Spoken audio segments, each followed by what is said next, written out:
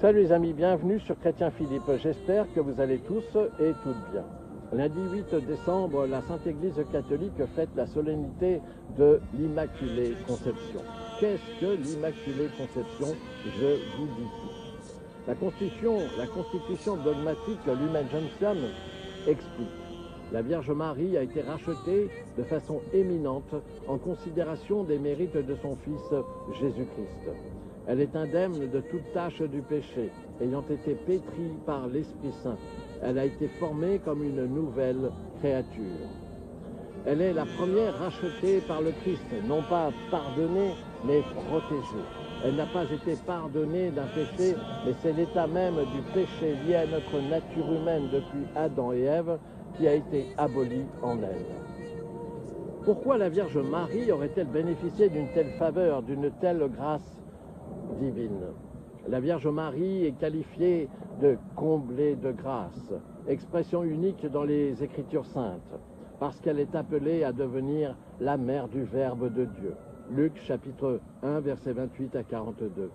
En prévision de l'incarnation du Verbe de Dieu, 3 fois saint, Dieu source de toute sainteté, pouvait-il s'incarner dans un tabernacle souillé par la moindre parcelle de péché?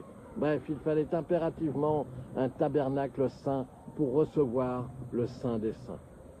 Dans l'Ancien Testament existait un coffre appelé Arche de l'Alliance ou Tabernacle, dans lequel étaient contenues les tables de la loi, le décalogue, etc.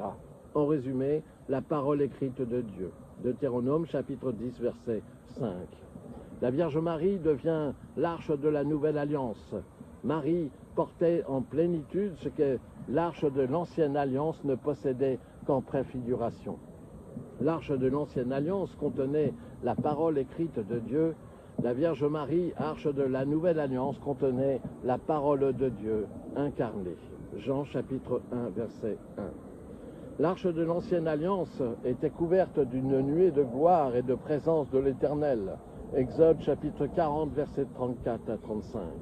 La Vierge Marie, arche de la Nouvelle Alliance, est assurée par l'ange Gabriel de la puissance du Très-Haut. La couvrira de son ombre. Luc chapitre 1, verset 35.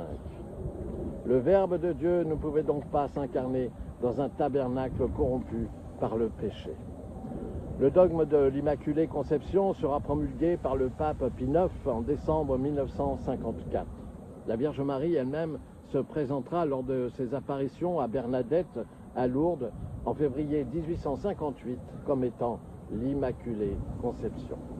Oui, la Vierge Marie est elle aussi sauvée par les mérites de Jésus-Christ, même si c'est de façon anticipée. Si comme pour le terme Trinité, le terme Immaculée Conception ne figure nulle part dans les Écritures saintes, la réalité y est pourtant très bien présente. En résumé, le Dieu trois fois saint, le Saint des Saints, ne pouvait s'incarner dans un tabernacle souillé par le péché. La Vierge Marie a été préservée de la souillure du péché en prévision de l'incarnation du Verbe de Dieu en son sein. Voilà, j'espère que cette petite réflexion sur le dogme de l'Immaculée Conception vous a été profitable. N'hésitez pas à partager cette vidéo, à vous abonner, à me faire part de vos commentaires éventuels. Vous pouvez désormais nous rejoindre sur notre page Facebook intitulée Chrétien Philippe. Et en attendant le plaisir de vous retrouver, je vous dis à bientôt et surtout, soyez bénis.